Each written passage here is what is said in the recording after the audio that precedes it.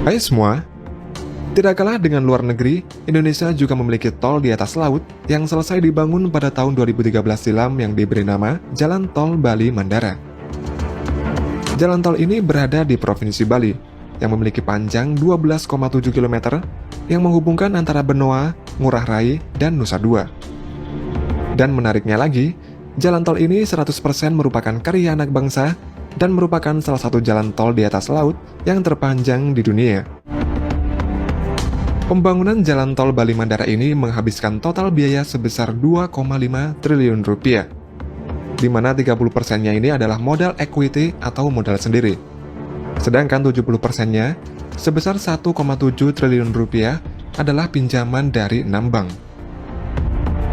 Jalan tol Bali Mandara ini dibangun untuk mengurangi kepadatan lalu lintas yang selama ini terpusat di Bali Selatan. Jalan ini sendiri menghubungkan segitiga emas antara Bandara Internasional Ngurah Rai, Pelabuhan Benoa di Kota Denpasar, dan Nusa Dua.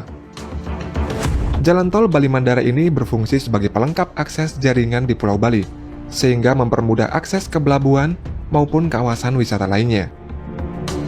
Selain itu, dibangunnya jalan tol Bali Mandara ini karena berkaitan dengan diselenggarakannya KTT APEC yang bertempat di Nusa Dua pada 2013 yang lalu, di mana Indonesia ini menjadi tuan rumahnya pada saat itu. Jalan tol ini mulai dibangun sejak bulan Maret tahun 2012 dan diselesaikan pada bulan Oktober 2013 yang merupakan tol di atas laut pertama yang dibangun di Indonesia. Untuk nama Bali Mandara ini diberikan oleh Presiden SBY yang kepanjangannya adalah Maju, Aman, Damai, dan Sejahtera. Tol Bali Mandara dengan panjang 12,7 km ini juga merupakan jalan tol atas laut terpanjang yang kelima di dunia. Setelah Jiazhou Bay di Cina dengan 42 km, Lake Pontchartrain Causeway di Amerika Serikat dengan panjang 38,5 km, Chesapeake Bay di Amerika Serikat dengan panjang 24,01 km, dan Jalan Tol Penang Malaysia dengan 13,05 km. Uniknya lagi, pada jalan tol Bali Mandara ini sendiri menjadi satu-satunya jalan tol di Indonesia yang memiliki jalur sepeda motor. Pada jalan tol ini juga dipasang alat pengukur kecepatan angin di setiap gerbang tol agar para pengendara lancar dan aman dalam berkendara saat melewati jalan tol ini. Jika kecepatan angin mencapai 40 km per jam atau lebih, maka jalan tol Bali Mandara ini akan ditutup sementara, guna menghindari resiko kecelakaan. Selain itu, jalan tol Bali Mandara ini juga dilengkapi dengan CCTV 24 jam yang berfungsi untuk memantau pergerakan kendaraan jika sewaktu-waktu ada kendaraan yang mogok, serta dilengkapi juga dengan layanan derek gratis.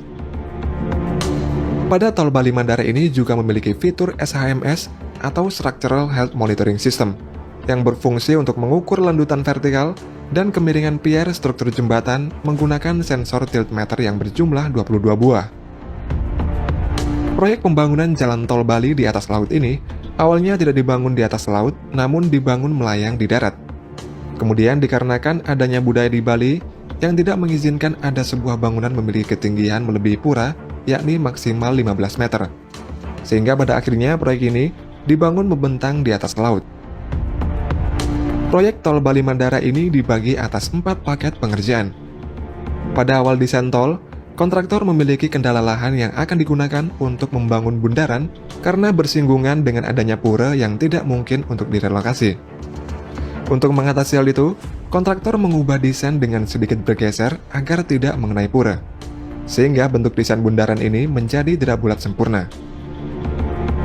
Proses pembangunan jalan tol di atas laut ini terdiri dari beberapa tahap, dan seluruh pengerjaan tahap-tahap itu dilakukan secara paralel yang dikerjakan pada waktu yang bersamaan.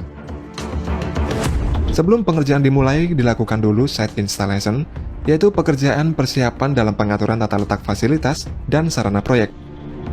Pengerjaan dimulai dengan pemasangan tiang pancang yang dilakukan pada titik-titik pancang yang telah ditentukan. Masing-masing tiang pancang ini memiliki panjang 12 meter, yang ditanam di dasar laut dengan kedalaman mulai dari 2 sampai 4 meter. Lalu pada sambungan tiang pancang ini dilakukan pengelasan agar rata dan terintegrasi sempurna, serta diberikan perlindungan yang terdiri dari 3 lapisan, yaitu Petropaste, Petrotape, dan HDPE agar tahan terhadap korosi. Tiang pancang yang sudah tertanam sempurna kemudian dipotong sesuai dengan elevasi yang ditentukan, yang jumlah totalnya ini sebanyak 14.000 tiang pancang. Dan seluruh material tiang pancang ini didatangkan dari Pulau Jawa yang didistribusikan melalui jalur darat. Kemudian dilakukan juga Pile Driving Analyzer atau PDA yang bertujuan untuk mengetahui daya dukung tiang terhadap beban dinamis aksial. Antar tiang pancang ini kemudian dihubungkan dengan pile cap yang berfungsi sebagai dudukan slab atau lantai jalan yang dipasangkan di atas tiang pancang. Selain menggunakan material beton yang digunakan seperti pada umumnya, ditambahkan juga campuran fly ash atau abu batu bara agar struktur betonnya ini menjadi lebih rapat. Dengan struktur beton yang lebih rapat, air laut tidak bisa meresap ke dalam lapisan beton sehingga menghindarkan potensi korosi atau kerusakan akibat karat pada struktur baja di dalam beton. Kemudian konstruksi tiang penopang struktur jalan layang tol ini juga dilengkapi dengan struktur beton tambahan yang berfungsi seperti ikat pinggang. Struktur tambahan ini berfungsi menyatukan beberapa tiang di dalam satu pilar untuk meredam dampak getaran jika terjadi gempa.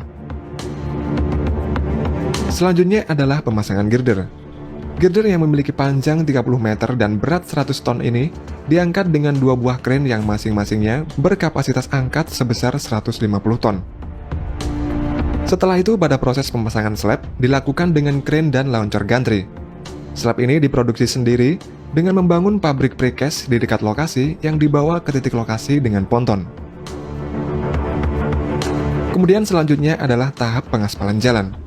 Seluruh material untuk pengaspalan ini didapatkan dari Bali, sementara aspalnya sendiri berasal dari Surabaya, dan lebih dari 50.000 ton aspal digunakan untuk pengaspalan ini.